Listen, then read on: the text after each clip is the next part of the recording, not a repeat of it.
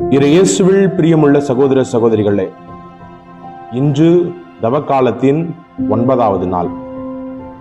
இன்று மத்தேயின் நற்செய்தியின் வாயிலாக இயேசு கிறிஸ்து நமக்கு ஒரு சிறந்த படிப்பினையை கொடுக்கின்றார்.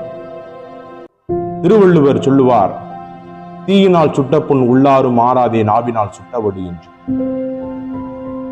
இயேசு கிறிஸ்து இன்று நற்செய்தியின் வாசகத்திலும் அதைத்தான் குறிப்பிடுகின்றார். 10 கட்டளையில் ஒரு கட்டளையாக கொலை செய்யாதே என்று மோசேயின் வாயிலாக தந்தையாம் இறைவன் நமக்கு கொடுத்ததை சுட்டிக்காட்டுகின்றார். கொலை செய்தவர்கள் தண்டனை தீர்ப்புக்கு உள்ளாவார்கள் என்று. ஆனால் அதைவிட மேலாக உன் சகோதர சகோதரிகளை நீ ஒரு வார்த்தையால் திட்டினால் கூட, முட்டாளே, அறிவிலேயே என்று நீ திட்டினாலும் உன்னுடைய பலிப்பொருட்கள் ஏற்றுக்கொள்ளப்பட மாட்டா என்று இயேசு கிறிஸ்து நமக்கு வலியுறுத்துகின்றார். ஒருவரை நாம் காயப்படுத்தினால் கூட அவர்கள் மறந்து விடுவார்கள்.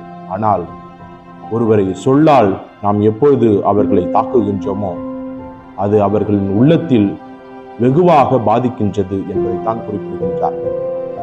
அதிலும் குறிப்பாக இயேசு கிறிஸ்து நமக்கு இன்று சொல்ல வந்தது என்னவென்றால், உன் சகோதர சகோதரிகள் உங்கள் மீது ஏதாவது ஒரு மனக்காழ்ப்புணர்வு கொண்டிருந்தால் உங்கள் பலிகளை விட்டுவிட்டு நீங்கள் அவரோடு சென்று சமாதானம் செய்து கொள்ளுங்கள் என்று.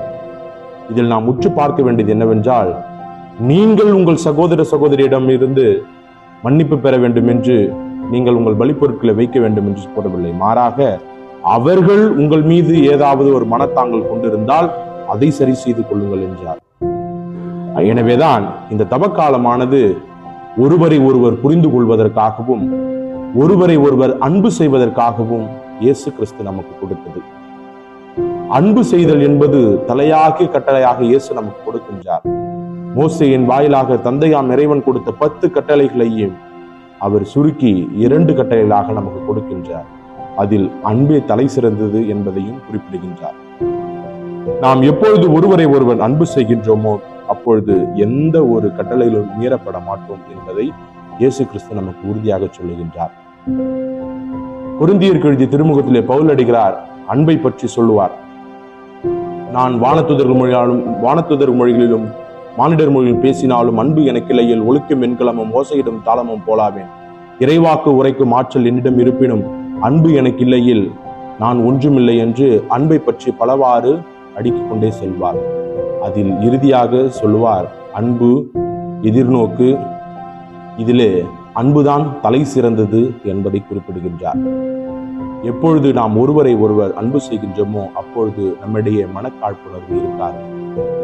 அவ்வாறு மனக்காழ்ப்புணர்வு இருந்தால் நாம் கடவுளுக்கு கொடுக்கும் பலிகளை வைத்துவிட்டு அவருடன் சமாதானம் செய்து கொண்டு ஒருவரை ஒருவர் அன்பு செய்து இயேசு கிறிஸ்துவை நம் உள்ளங்களிலே ஏற்றுக்கொள்வோம்.